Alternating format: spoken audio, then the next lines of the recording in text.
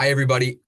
Welcome. We're going to give folks just a couple minutes to get acclimated as they join from across the country. We're so happy Keith could be here. So, in about 30 seconds or so, we're going to jump into some FAQs and get this started. I do want to remind everyone as you're joining that if you've done any of these before, this is a different format. Keith has a really great interactive presentation today. So, we would highly encourage people, when directed, to go cameras off of mute. We're going to be doing some breakout rooms. We've got Q&A. But please do try to stay off of or on mute, I should say, and off camera until that time frame comes. So I'll just be monitoring the chat, making sure that everybody is all good. And as I continue to see some folks entering the room, I'm just going to admit them and remind them as well.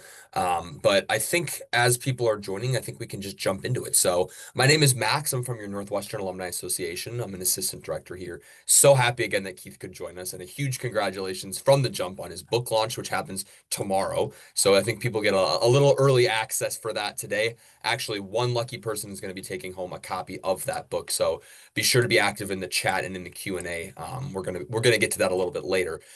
Before we jump in, I do have a couple quick housekeeping items, especially because this is a Zoom meeting and not our normal webinar. If you have any questions now or during the presentation that you'd like to ask Keith, you can just use the chat function. We don't have a Q&A box as we would with the webinars. The chat is open. I'll be monitoring those, so please do feel free to add those as we go. We'll get to as many of them as we can. We have some resources in the bottom tabs of the platform. Please feel free to view those at your leisure. If you do have any technical issues during the webinar, easiest thing to do is to close out of the call and restart Zoom. Typically, if you just do that using the same link that you received in that reminder email, most of the issues are just Wi-Fi related, and you'll be able to jump right back in.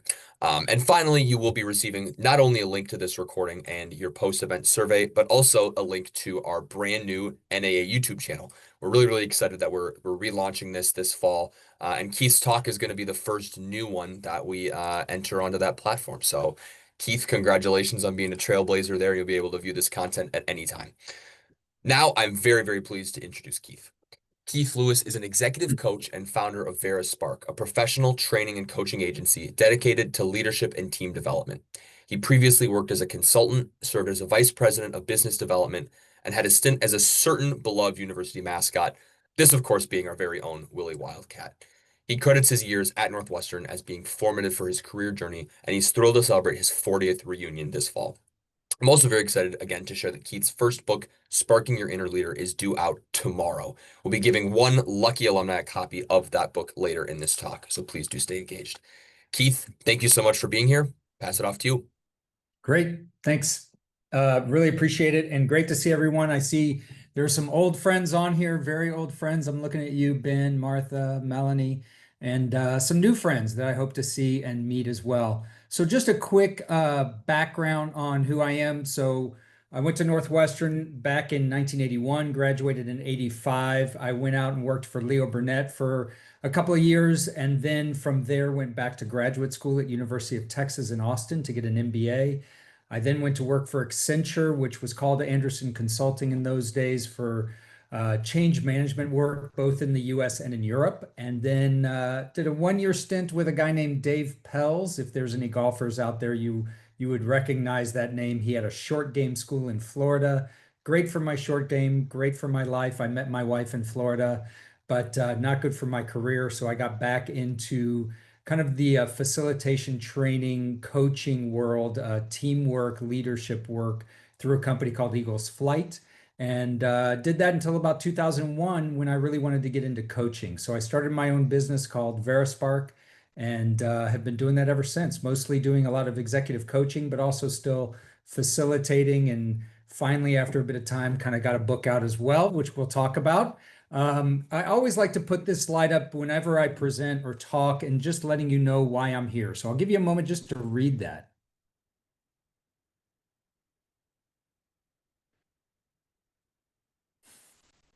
So I put it up for two reasons. One is I really do want you to hold me accountable. So if you see me doing or not doing some of these things, doing something different, please let me know. This is how I want to show up. And secondly, it just gives me a minute to take a breath and to remind myself of why I'm here. This is a different format. We're going to get you guys engaged. We're going to do a breakout room a little bit later. So I want to give you some kind of guidelines for the day. It's going to be messy. I don't know exactly how this is going to go. It never goes the same way twice. We're going to co-create the learning. We got a lot of bright people here, a lot of Northwestern grads here. So I do want to tap into the potential that's here in the room as well. I want us to be safe, but to me, safe and comfortable aren't always the same thing. In fact, when I work with clients, it is when we become uncomfortable that I think there is a learning opportunity. So if you feel a little discomfort, kind of lean into that and understand why that's happening. Because we're going to let you talk to each other as well, we want to maintain a confidential space. So let's keep, Vegas rules. What happens here will stay here.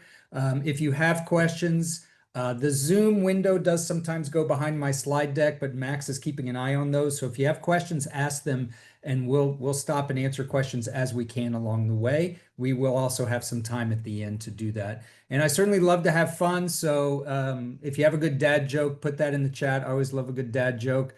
I like to tell people I was a trapeze artist as well, but they let me go. I know I can't see you, but I know you're laughing very hard right now.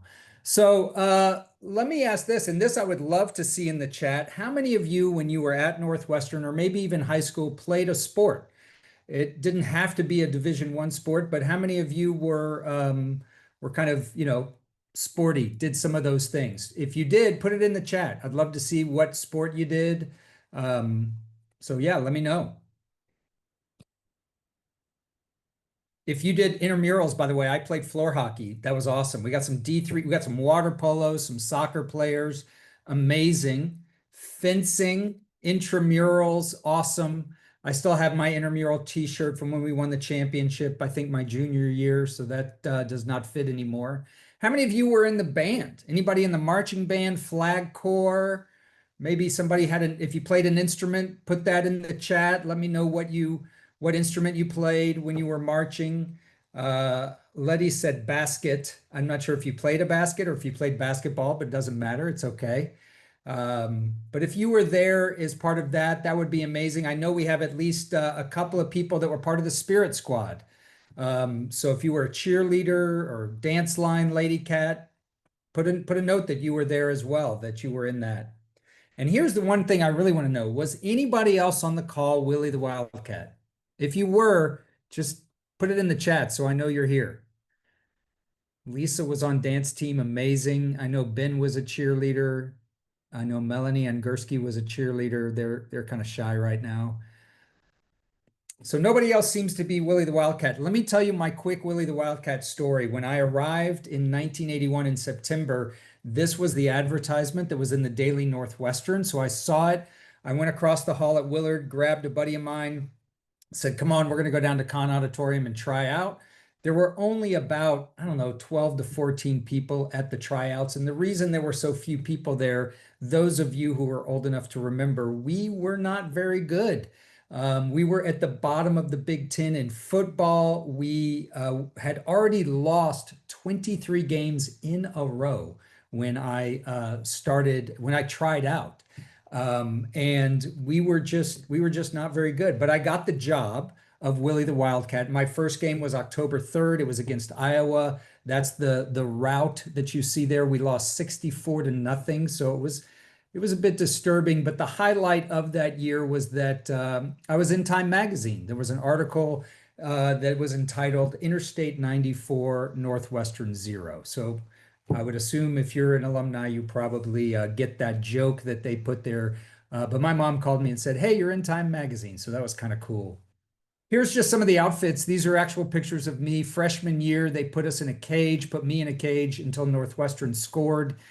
Not a really good idea. So that lasted just a short bit of time, maybe a game and a half. Sophomore year, we upgraded the costume a little bit, but then junior and senior year really went for a really nice costume. And Willie, continues to morph, I know, and change over the years. I really love the costume right now. And just to not leave you on a sour note, we did set the record for the most losses in a row. If you didn't know that, we were 34 games in a row. But we did win a game my sophomore year. We won 31-6 against, I believe it was Ben would probably know. I think it was Northern Illinois maybe that we beat.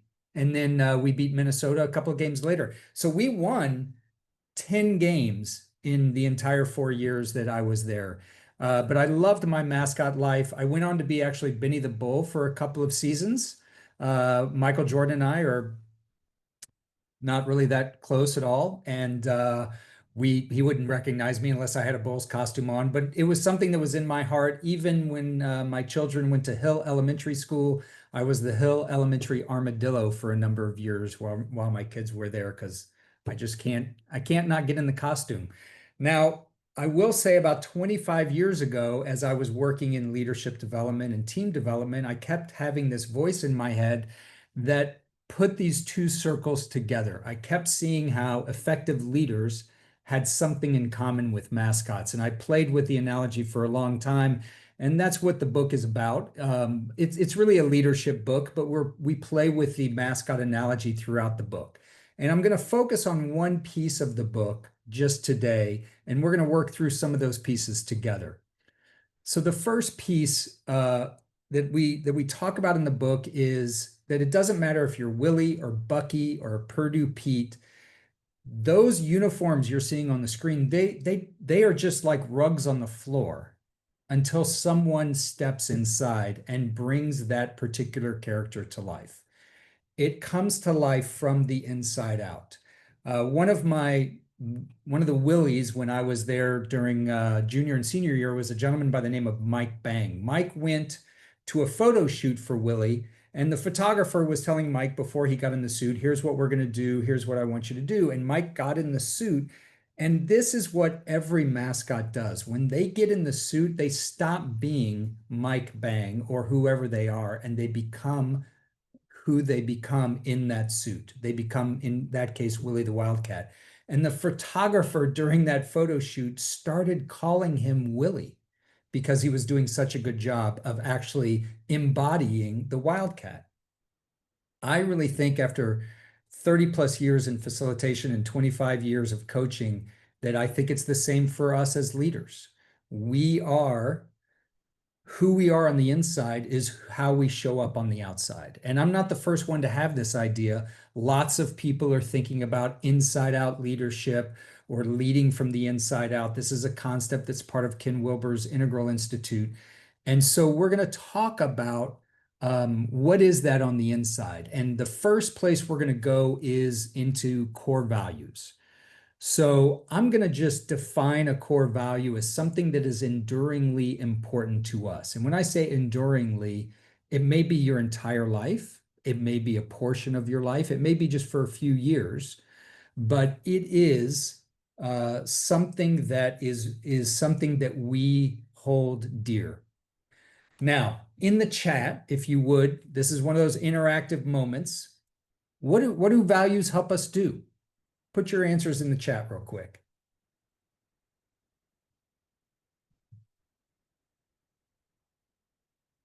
This is the interactive moment, by the way. All right.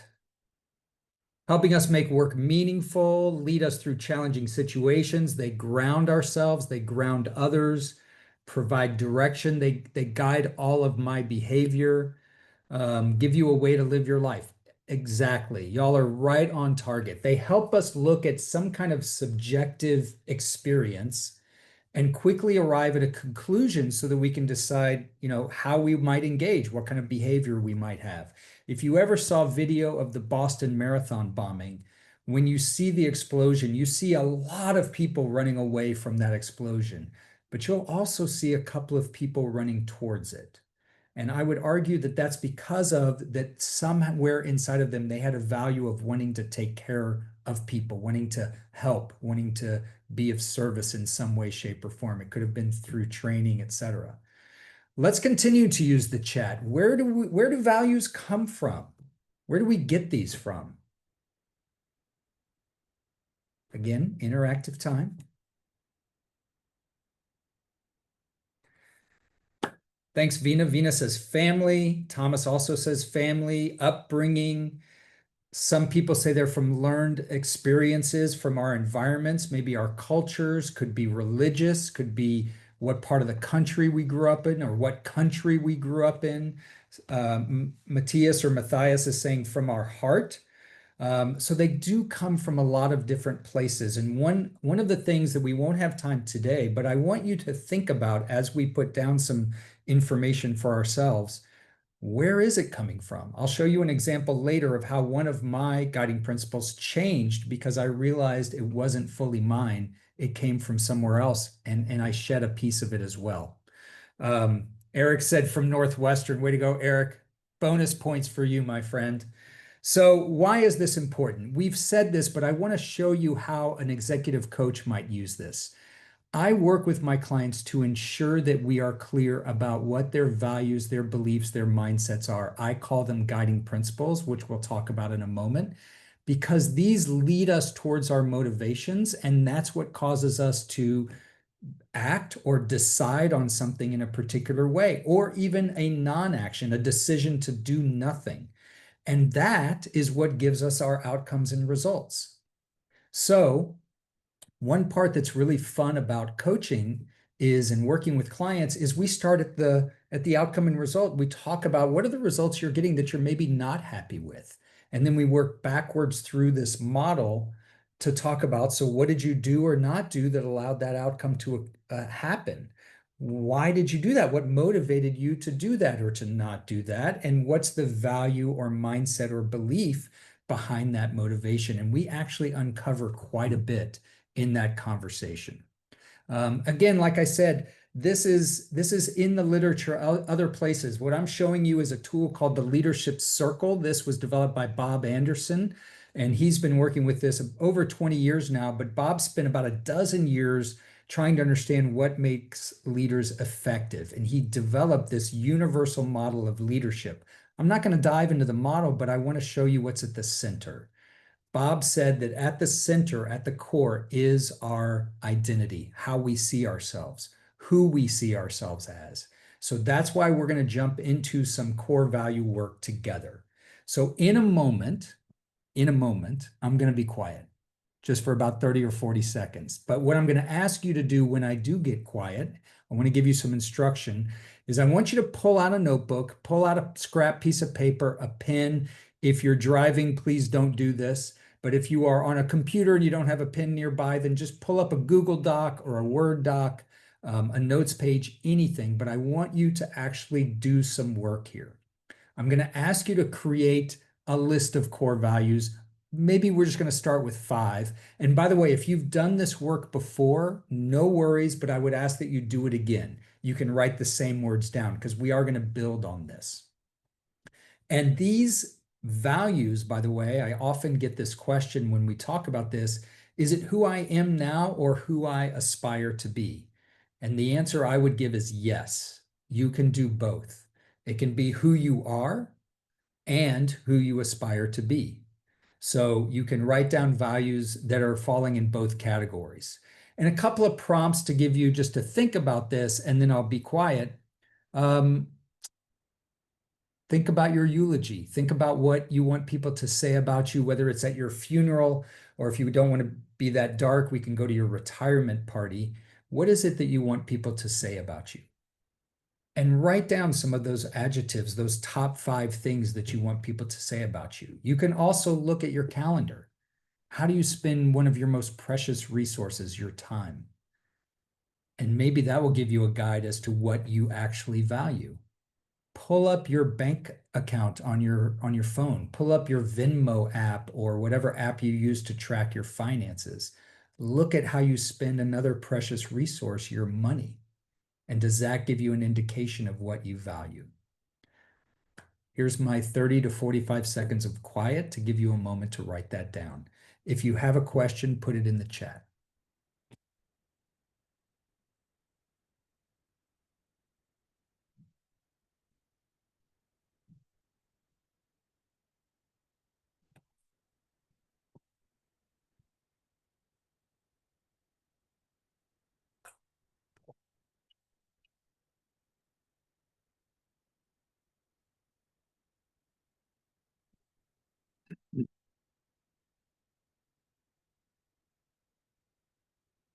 It is important that you do document this because we're going to be building on it. And then in your groups, you're going to be sharing with other folks a little bit. So I just want to make sure that you understand there's work there. Give you another 10 seconds.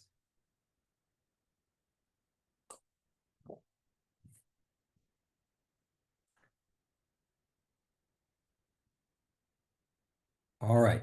When I do this with clients, I let them just write out a big long list as long as they possibly can, because we also do what we call a grouping exercise where they group their core values together.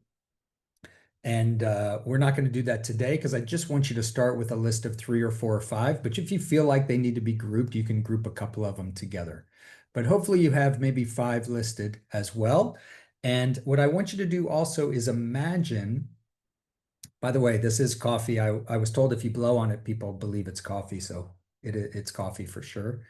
But I want you to imagine that you took each one of those core values and you had each one written individually on an index card. So you've got, let's say, family is one of yours. You have family on an index card, maybe another is success or integrity, and you have all of these on separate index cards. The next exercise I do with my clients is something I learned from one of my clients back in the 90s, USAA Insurance down in San Antonio. They actually had people with index cards with all of their core values written on them. And they asked them to gather those cards and they sent them on a walk individually by themselves down a path. And eventually they got to a little fire, a little campfire. And there was someone at the campfire. And that someone said, "Hand me one of your cards. You have to give it up." So you would hand over one of your cards to them, and then they would point you down the path over here, and you'd walk down that path until you got to another campfire and another person there asking you to now give up one of your cards. So each time you got to someone, you would be looking at those values and deciding, okay, which of these can I give up? And you would give them up. So it's a way to reverse prioritize, if you can imagine that. So again, I'm going to give you just 30 seconds of quiet to look at what you wrote down, those 5 that you wrote down. And if it helps, put them in a reverse order. Which one would you give up first, second, third, fourth, and last? So write those in the order of priority once you've done that. And again, if you have a question, put it in the chat. I'll give you a little bit of quiet time to do that.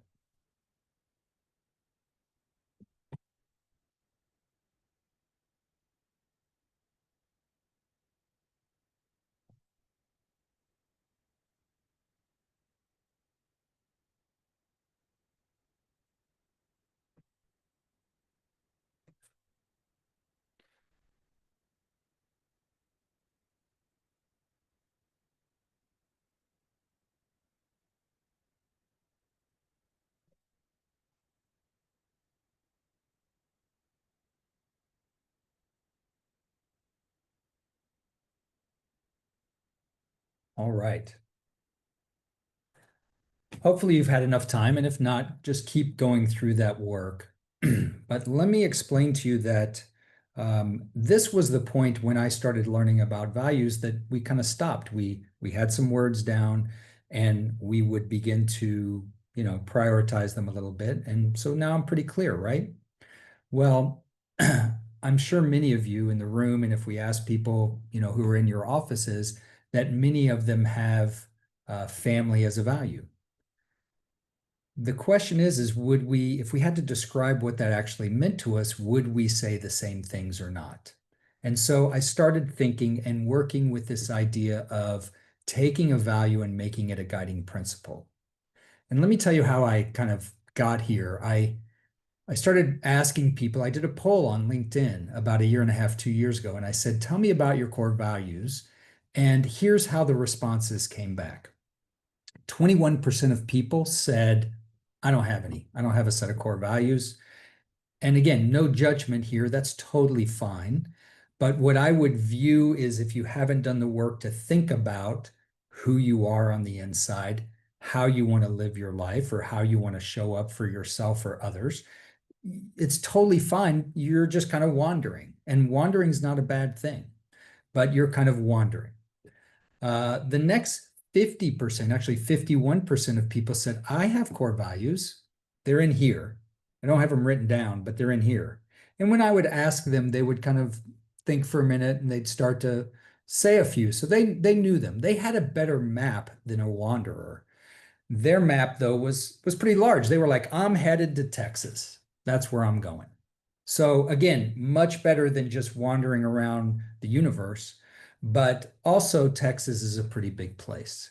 You could end up at the beach, the piney woods of East Texas, and the mountains of West Texas, and the deserts. So there's lots of things you could end up even if you're going to Texas. So then the next about 18% said, I have my core values and they're actually written down. I have a word, like family, integrity, etc. And so those people are even more clear, right? Because they have it in front of them. Those people are like, I want to go to Austin. That's where I'm headed. Much more clear map of where they are headed. Austin, however, is still a pretty big place. We got South Austin, we've got North Austin, we've got, the interesting areas out by the airport, we've got the lakes areas out west. So lots of interesting places to go in Austin. Only about 10% of people said they had their core values written down in detail, like more of this is what I'm going for. And those people, I would give you the analogy that they know exactly where they want to live. They know what house they want to live in and how they want to show up. Now, a friend of mine used to say, or still does say, structure determines performance. Think about that for just a moment. So structure determines performance. That means I'm 5'6", 5'6.5" on a good day. If I wanted to be a basketball player, my structure, the way my body is built, isn't good for basketball. But there are other structures out there, people who are 6'9", 6'10", that are very good and strong and have powerful legs. Michael Phelps, his structure is good for swimming, right? Structure determines performance. I think that the structure of our insides, which I'm going to call guiding principles, will determine our performance. The more clear we are about who we are, how we want to show up, when we wake up every morning and we put on the suit of our own physical form, and how do I want to lead today, the structure of having guiding principles can help our performance improve. So, what's a guiding principle? A guiding principle is essentially a statement that incorporates your core value. And if you grouped your core values, again, if we had longer, or if you were one of my clients, we'd have time for this, but you're explicitly stating what you intend to do about it as well. So, let me give you an example. I've mentioned family as a value. I wrote down and wordsmith this for a little bit. I wrote down this kind of long, I will admit, guiding principle. I said, I am a loving, empathetic, fun dad who is firm, fair, consistent, and a role model. Now you can see I had lots of words in my values when I wrote them out, and they got incorporated into this. And even if you said, well, Keith, aren't you also a husband? Yeah, I had another guiding principle for being a husband, actually. I have 3 children, so I wanted to focus in on what kind of father I wanted to be. So I put it together into this sentence. A little wordy, perhaps, but honestly, there's no rules to guiding principles, except for a few. Let's not call them rules. Let's call them suggestions. Here are my suggestions. When you write out a guiding principle, use present tense verbs, maybe even active verbs. I am, I focus on, I, whatever it is, but something that's active, not passive, not future tense, not I will be a loving, empathetic father. It is I am as if I am doing it now. And the reason for present tense is so when you read it, when you kind of digest it, when you absorb it, it feels like I am this. So it's a bit of kind of putting you into the situation immediately. There's another piece called Yoda's rule. If you remember, Yoda from Star Wars said, there is no try. There is only do or do not. I would also suggest to avoid words like try or strive. I try to be a loving, empathetic dad. That kind of gives you a little bit of an out. So I'm going to suggest that you say, no, this is who I am. There's no trying, there's no striving. write it in a way that brings the value to life for you. Like it gets you excited. I would suggest that you keep it positive as well. So rather than I never focus on the negative, I would encourage you to write that like I always focus on the positive and keep it in that positive framework. All right. So this is the last part of the quiet, the next phase of quiet. I will be quiet for a moment. I'd like you to take at a minimum your top value that you now have after the prioritization. And I would like you to write out a guiding principle for it. And one more little suggestion, I should probably add this to the slide, is don't worry about perfection. It's okay. You can change it. You can wordsmith it later on. Just get down what you think would be helpful. And again, we are going to be in the breakouts doing some sharing. So I encourage you to have something ready to go so that you can be part of that sharing. I'll be quiet for about a minute.